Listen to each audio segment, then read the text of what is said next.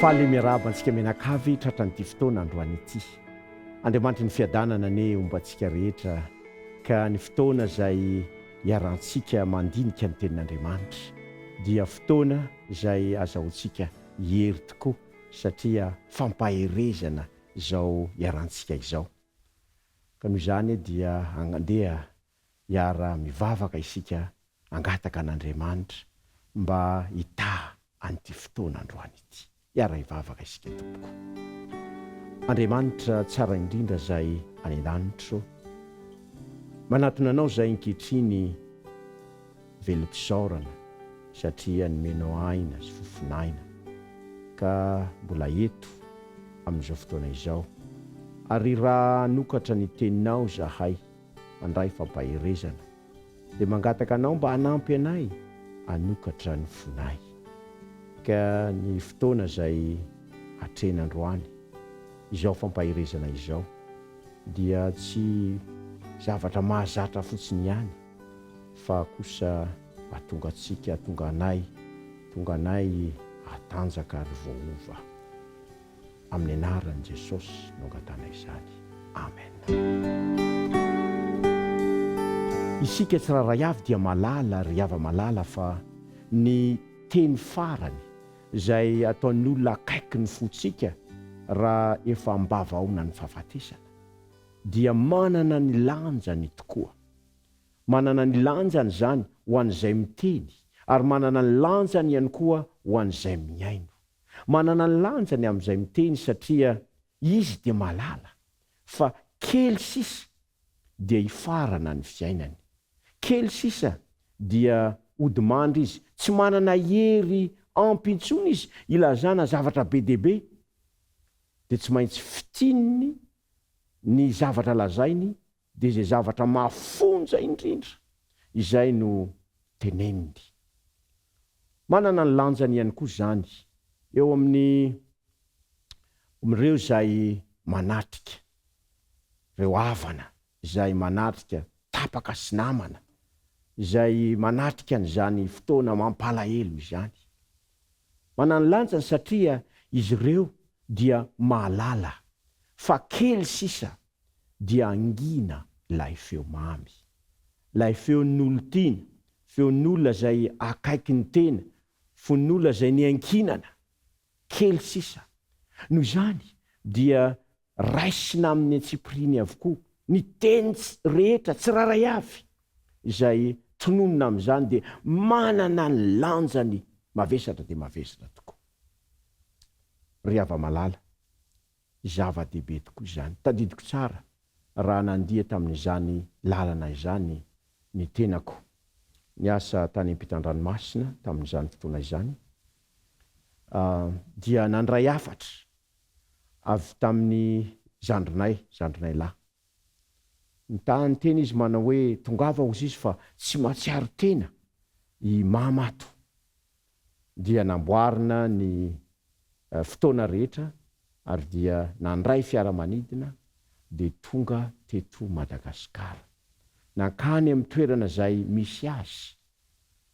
Ary rehefa tonga dia natsiaro tena izy.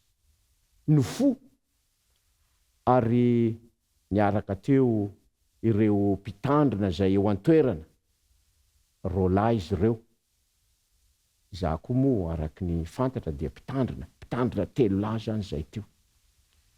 Dia nijery mama dia ozy hoe pasteur io, pasteurany zany, pasteur. Ay, izy io, pasteuranare io. Dia zao ozy izy amin'ny feo malefaka sy efa reraka noho ny aretina. Mba mangataka ozy izy mba manatona kely ianao pasteur.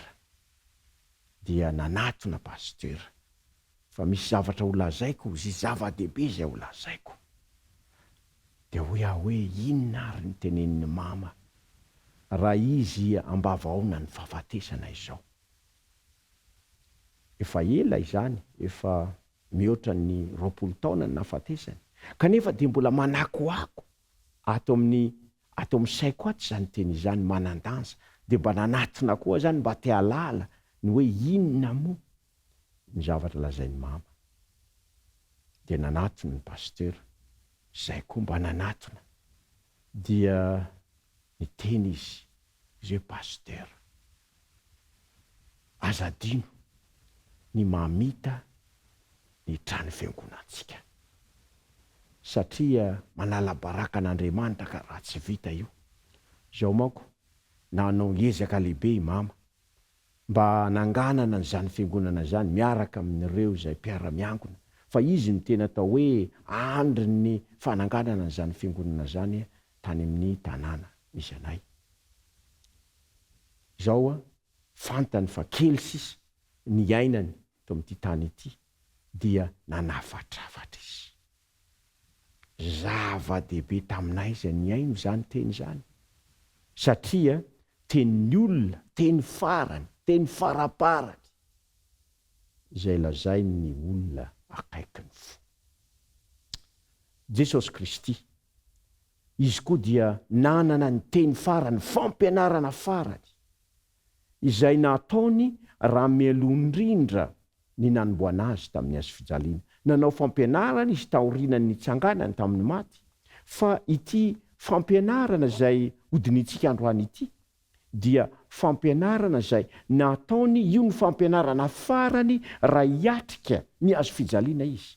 Raha hiatrika ny fanarabiana, hiatrika ny fanomboana azy tamin'ny maty izy, ny fisamborana. Io ny fampianarana farany. Ko mba mahaliana antsika ny amin'ny hoe inona moa ny zavatra zay nampianarin'i Jesosy an'irety mpianatra ireto.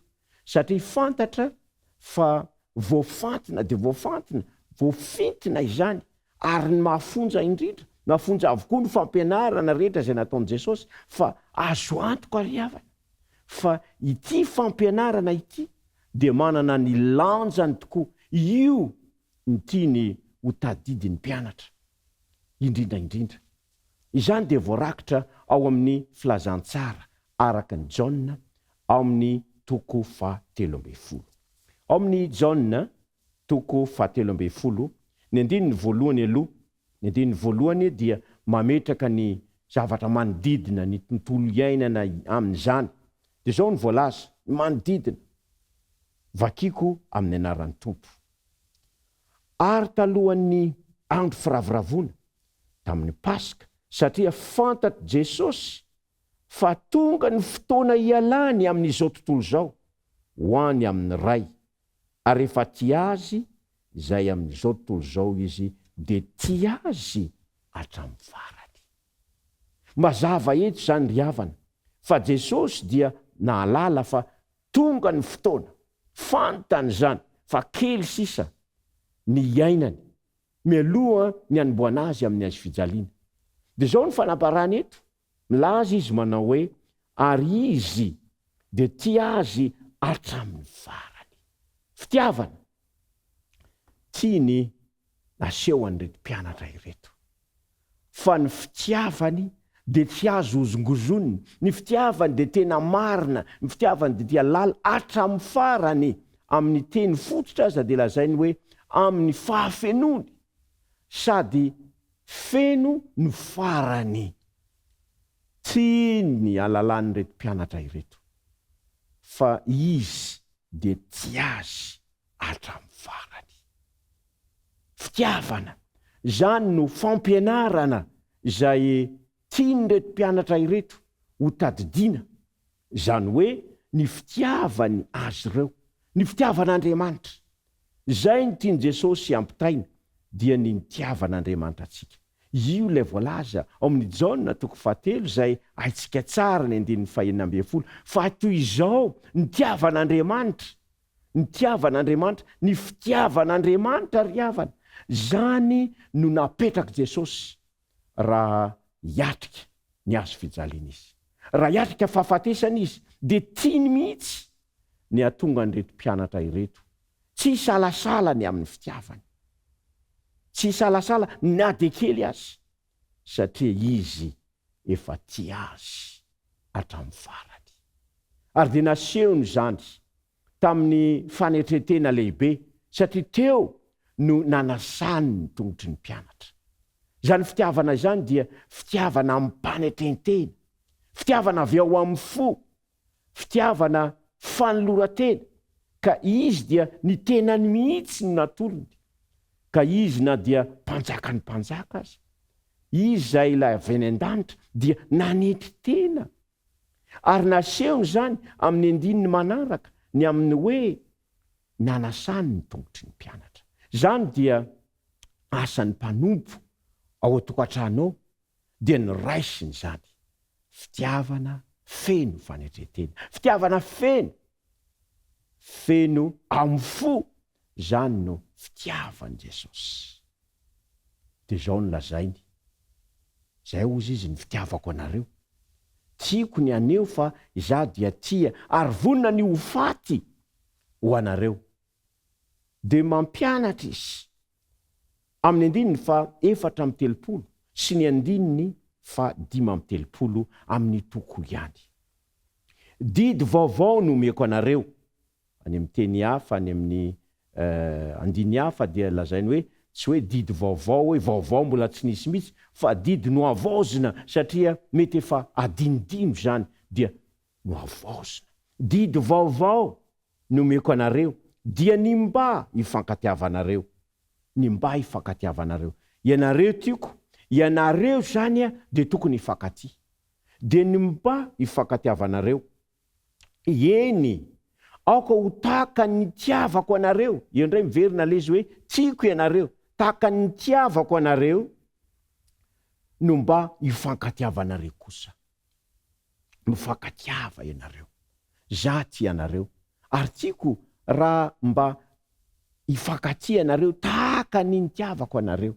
Fitiavana feno fanetretena, fitiavana avy amin'ny fo, fitiavana vokatry ny fo zay feno fangorana, feno fanetretena. Zany ny fitiavana zay tiany Jesosy. De zao no lazainy manao fanambarana miezineziny izy eto, ary zay tsy tokony mihitsy amavanina na de kely azy. Zao no lazainy amin'ny andininy fa 5:30. Izany no ahafantaran'ny olona rehetra fa mpianatra ianareo raha mifankatia. Eo no apetrany mazava-dehibe ny firaisan-tsaina, ny fankatiavana. De milaza izy manao hoe zany no ahafantaran'ny olona fa mpianatra ianareo raha mifankatia.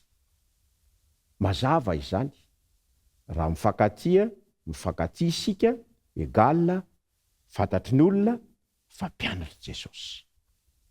Raha tsy mifankatia zany, dia ahoana ny zavatra mandeha ho azy amin'izany zavatra izany, dia tsy mpianatra Jesosy. Satria izay mifankatia no ahafantaran'ny olona fa mpianatra Jesosy isika. Io no famantarana, marika fa mpianatra Jesosy. Ny hoe mpianatra dia ilazana ny hoe kristianina. Taloha tamin'ny fotoana zay nanoratana nytia dia mbola tsy nantsoina hoe kristianina ny mpianatra, fa antsoina hoe mpianatra. Mpianatra Jesosy. Ny hoe mpianatra dia mpanaradia, pakatahaka, mpanaradia. Ary ny mpanaradian'i Jesosy no atao hoe kristianina. Ka ny hoe fifankatiavana zany dia mariky ny maha-kristianina. Ny tsy fifankatiavana dia maneho fa tsy mpanaradian'i Jesosy isika. Tsy mpanaradia azy. Diso fanantenana izy amin'izany. Ny tiany aseho eto zany ry hava-malala dia ny hoe zava-dehibe ny fifankatiavana. Ary dia mbola asehony zany amin'ireo andininy hafa amin'ny fampianarany.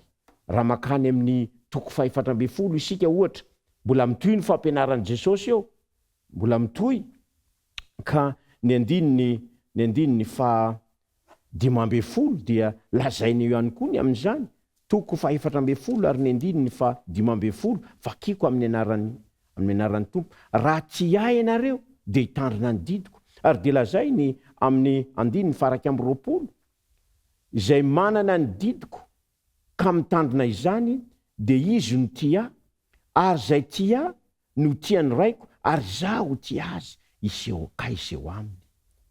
Dia mitoy izany dia ary amin'ny toko 17 amin'ny fampianarana io ihany feno ny fon'ny Jesosy, feno an'izany fitiavana izany. Dia nandeha aloha izy nampianatra amin'ny toko 17, toko 14, toko 15, mbola misy ihany koa zany manomboka amin'ny 9 sy ny 10 tahaka ny tiavany ray aho no ny tiavako anareo, tomoera amin'ny fitiavako ianareo. Mandeha amin'ny toko 13, toko 14, toko 15 ary toko 17 izay famaranana an'izany fampianarana izany, lay fampianarana farany izay nataon'i Jesosy mialoha ny niatreny fahafatesana dia ny faranany tamin'ny vavaka izany. Ny vavaka ho an'ny mpianana izy. Ary inona ny vavaka izay nataony? Dia ny mba iray ihany izy ireo. Firaisan-tsaina, fankatiavana, izany no napetraky Jesosy. Ry hava-malala, zava-dehibe am' Jesosy ny atsapantsika fa alalantsika fa izy dia tiantsika. Ary tsy ambava fotsiny zany fa nasehony tamin'ny fiainany. Ary tonga teto izy mba haneho an'izany ary nividin-dafo zany dia tamin'ny nandatsahany rany. Tiany zany ny atsapantsika an'izany. Kanefa koa tiany ny ifankatiavantsika. Fankatiavantsika. Fa izany no afantaran'ny olona fa mpianatra Jesosy isika. Koa izao ary ry hava-malala, aoka angataka amin'ny tompo isika mba atonga antsika andray izany fitiavana izany, ary atonga antsika ihany koa amaly ny vavaka izay nataon'i Jesosy. Ny vavaka izy mba hifankatiavantsika, mivavaka izy mba hiraisantsika saina. Dia mila ihany koa isika amin'ny fiainantsika, mila mampiseho noho ny fahasoavan'Andriamanitra izany fankatiavana izany.